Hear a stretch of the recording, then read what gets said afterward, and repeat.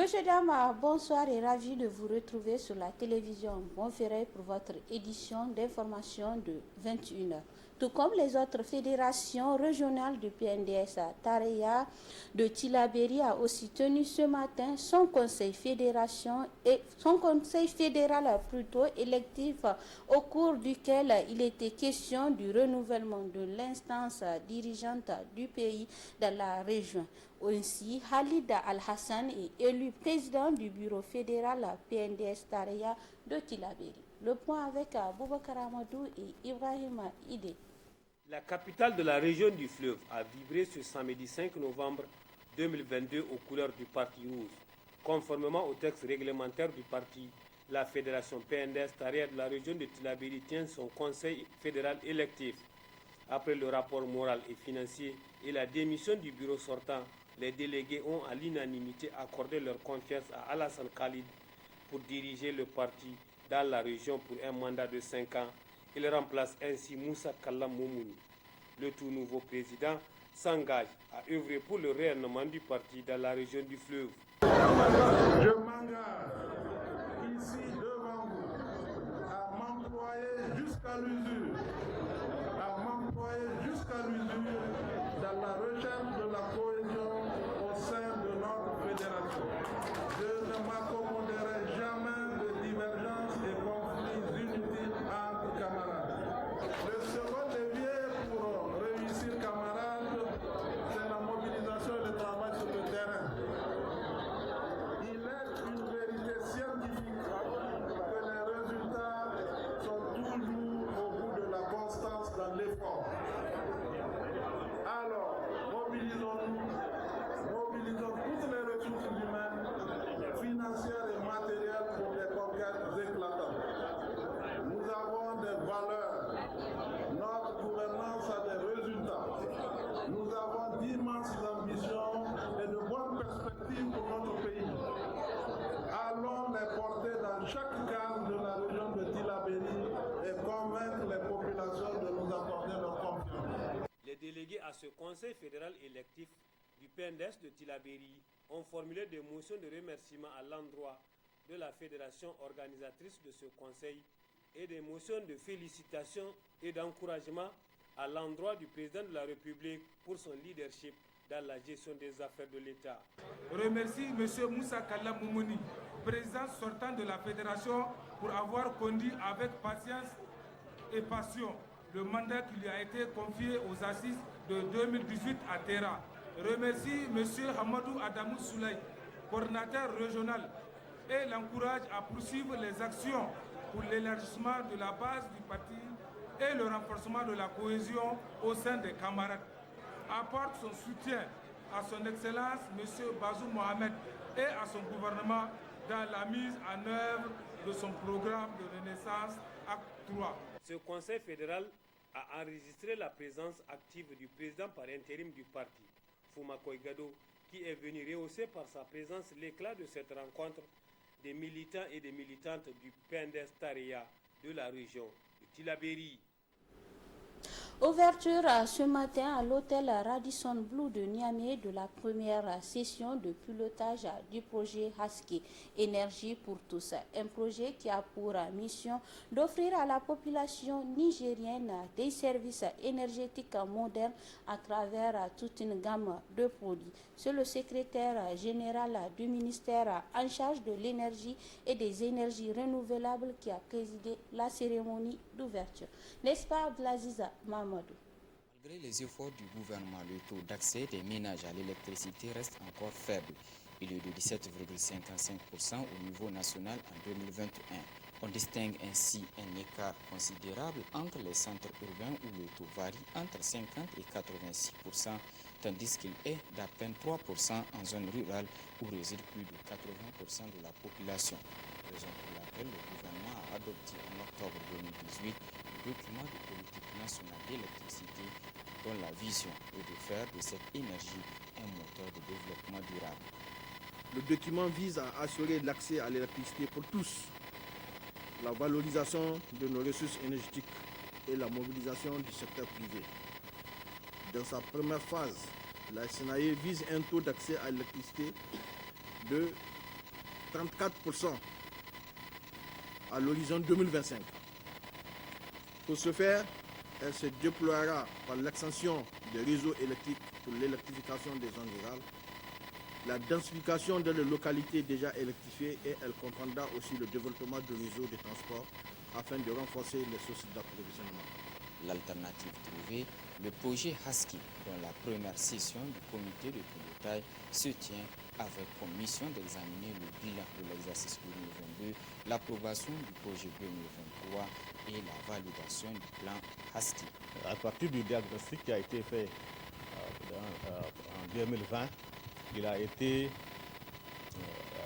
relevé que le Niger a un faible taux d'accès à l'électricité comparativement aux autres pays de la sous-région. Donc il fallait faire un grand projet qui va permettre de faire un bond significatif en termes d'accès à l'électricité au Niger. Le projet Husky a été lancé exactement le 13 septembre 2022. Nous sommes dans la phase de démarrage, de préparation des premiers appels d'offres. Déjà, il y a des appels d'offres qui ont été lancés parce que notre objectif est de faire en sorte que à la fin de la première année de mise en œuvre du projet, que nous ayons atteint un taux significatif de décaissement pour permettre au gouvernement de déjà initier les phases suivantes. Le financement total de ce projet Husky Énergie pour tous s'élève à 317,5 millions de dollars américains et comprend 5 composantes pour accélérer l'accès de la population à des services énergétiques modernes. La composante 1, renforcement et expansion des réseaux de transport et de distribution pour accroître l'accès à l'électricité du réseau pour un coût estimé à 195 millions de dollars américains. La composante 2, renforcement de l'écosystème pour le développement des mini-réseaux solaires pour l'électrification rurale pour un coût estimé à 40 millions de dollars américains. La composante 3, amélioration de l'accès à l'électricité solaire hors réseau pour les institutions publiques, les ménages, les usages productifs et aux solutions de cuisson propres et efficaces pour un coût estimé à 50 millions de dollars américains. La composante 4, amélioration opérationnelle des services publics, renforcement institutionnel, assistance technique et appui à la mise en œuvre pour un coût estimé à 32,5 millions de dollars.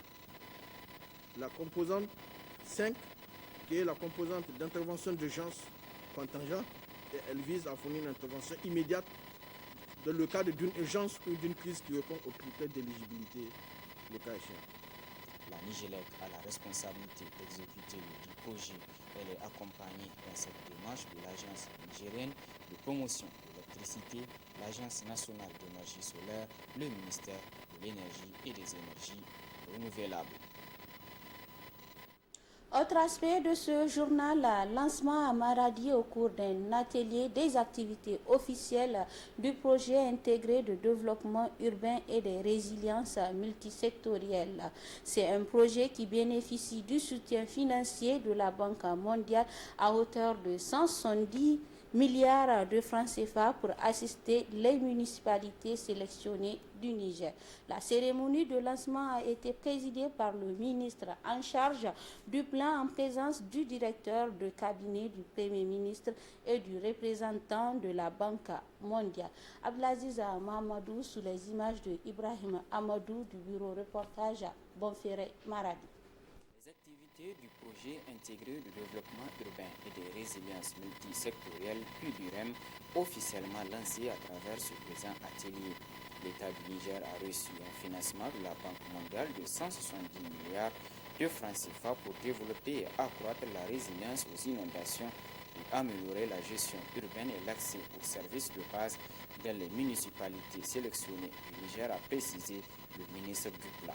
Le présent projet contribuera à soutenir les efforts de redressement et de reconstruction suite aux inondations de 2020, augmenter la résilience face aux inondations dans 14 villes des 8 régions du Niger à travers des investissements de réduction des risques d'inondation dans ces villes et dans les bassins versants reliés à leurs zones périurbaines, améliorer l'accès aux infrastructures urbaines et aux services de base en offrant aux villes un éventail d'options d'investissement afin de répondre à leurs priorités respectives, ce qui les rendra plus résilientes aux inondations et aux événements de chaleur extrême. Développer un programme d'assistance technique pour renforcer la capacité des municipalités à améliorer la gestion urbaine quotidienne. Sa zone d'intervention couvre 25 municipalités, dont 14 recevront des investissements structurants. Pour la seule ville de Maradi, qui accueille la présente cérémonie, ce sont environ 16 milliards de francs CFA qui y seront investis sur la période 2023-2028.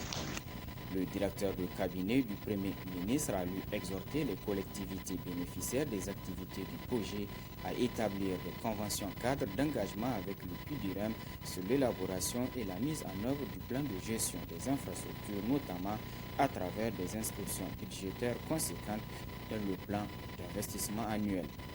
La contribution des collectivités et de l'État dans le financement des plans de réinstallation des populations qui seront affectés par la réalisation de ces investissements.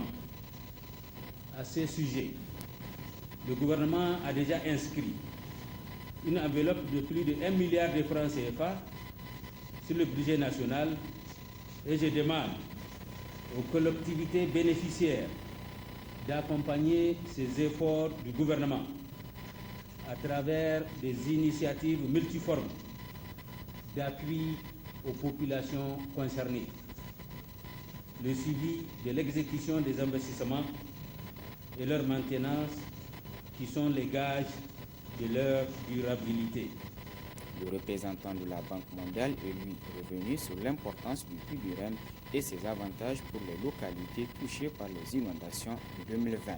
Nous savons que les mesures d'adaptation au changement climatique peuvent générer des avantages supérieurs aux pertes évitées.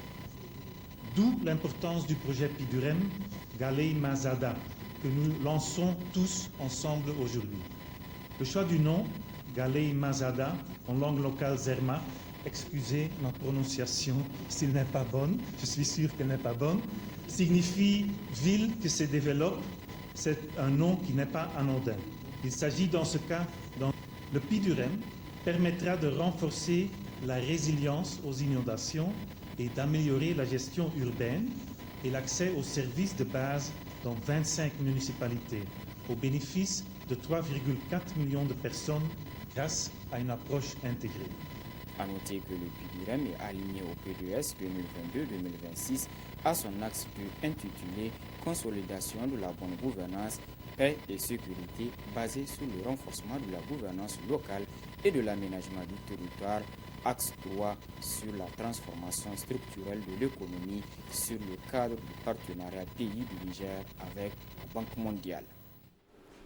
Et enfin, le complexe scolaire privé Mamar a organisé ce matin une cérémonie d'accueil et d'intégration de nouveaux élèves dans le dit établissement. La cérémonie a enregistré la présence des parents d'élèves, enseignants, amis et connaissances venus témoigner au CSP Mamar leurs amitiés. N'est-ce pas Suleiman Ousmane et Mahamadou Djori? Complexe scolaire privé d'enseignement général, le CSP Mamar célèbre la journée de l'intégration des nouveaux élèves pour l'année scolaire 2022-2023. Ensemble, anciens tout comme nouveaux élèves se retrouvent ensemble pour marquer un cachet particulier à l'événement et c'est là devant le corps enseignant, administration, parents, amis et connaissances venus pour la circonstance. La cérémonie consistait à accueillir, à accepter et à intégrer. Ils ont entendu parler de Mamar, ils sont venus, on les a accueillis, on les intègre dans notre système d'éducation, au sens large du terme. Formation, éducation, enseignement et tout ce qui tourne autour. C'était dans ce cadre-là que nous avons organisé cette fête, où tous ceux qui ont entendu parler de Mamar, qui ont eu confiance en Mamar, qui sont venus s'inscrire à Mamar, seront intégrés dans la grande famille Mamar. Mamar en tant qu'institution scolaire. C'était l'idéal de cette journée. Mamar, d'abord, avant tout, c'est une école. Et comme toutes les écoles, la vocation première, c'était donc de former, d'éduquer les enfants. avec bien entendu ce que nous avons de propre au Niger, le comportement, l'éducation, la discipline. La discipline. La discipline, parce que nous ne pensons pas qu'on puisse faire des futurs citoyens avec des enfants ayant reçu des éducations diverses. Il faut mouler le comportement des enfants pour qu'ils répondent aux aspirations de demain.